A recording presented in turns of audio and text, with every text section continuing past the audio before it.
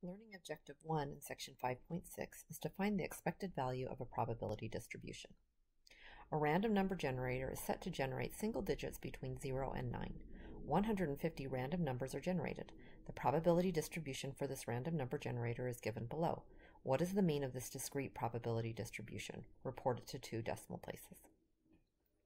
So, a probability distribution is something like this, where we're given a table of different values for the variable.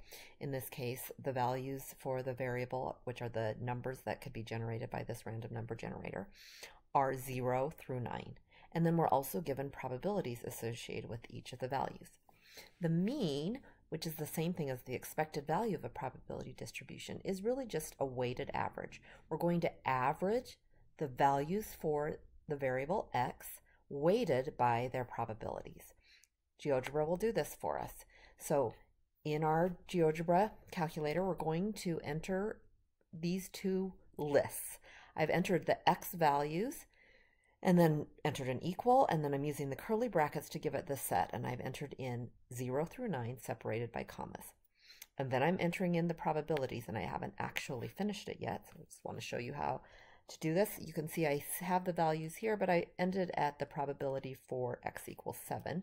So let me finish. I'm going to put in the probability for x equals 8, which is 0.10, and the probability for x equals 9, 0.11, and again, each of these values are separated by commas. Okay, so I have my two lists, xval and probability lists, and now I'm going to compute a weighted average.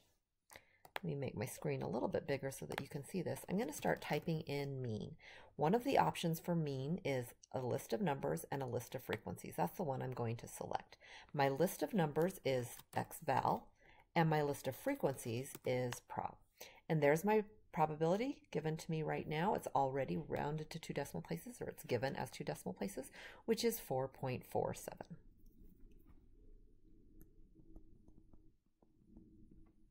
Let's do another example. The number of golf balls ordered by customers of a pro shop has the following probability distribution. What is the expected number of balls ordered by customers? So, same idea here. Let me move the data so we can see it.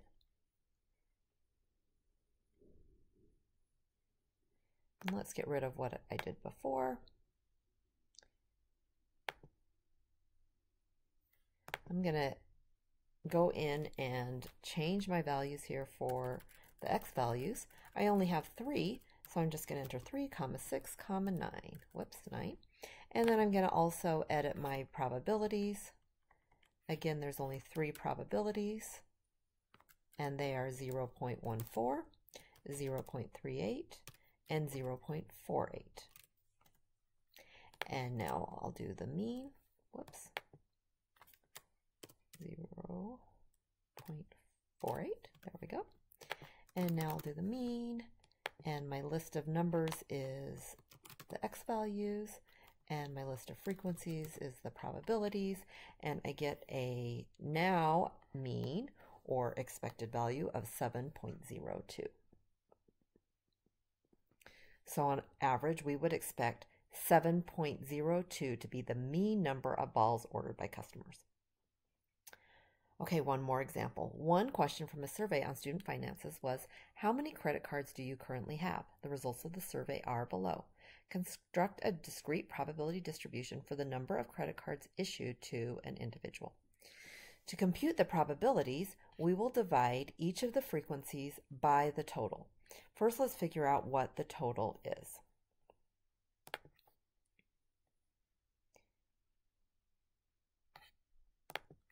So I need to add 8 plus 13 plus 10 plus 5 plus 3 plus 1, and that gives me a total of 40. Now to compute each of these probabilities, I will divide the frequency. So for 0, there were 8 as my frequency divided by 40, and that gives me 0.2.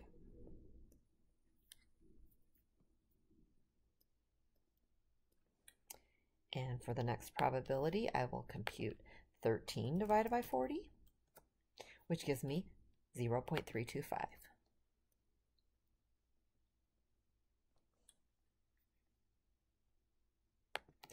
Next is 10 divided by 40, which is 0.25. For x equals 3 credit cards, I will divide the frequency, which is 5 divided by 40, and I get 0.125.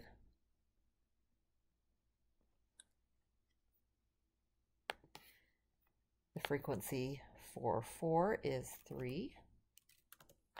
That gives me 0.075. And then finally, for x equals 5, my frequency is 1 divided by 40, and that gives me 0.025.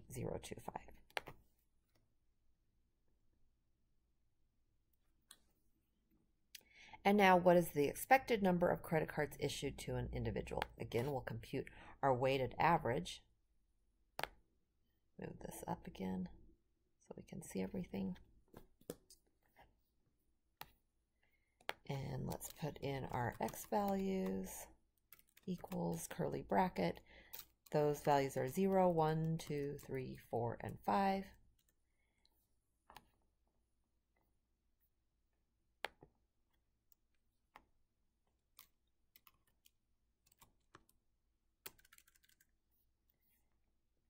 And our probabilities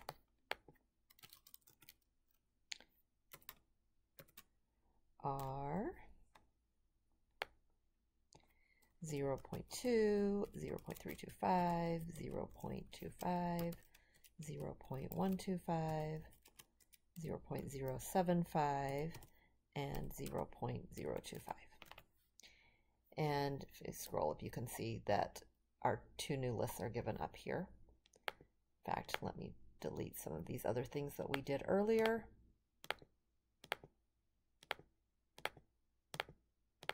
We don't need all of these calculations anymore. You can leave them in if you would like, but since I'm trying to fit everything in my screen, I'm going to delete those, and now I'll compute the mean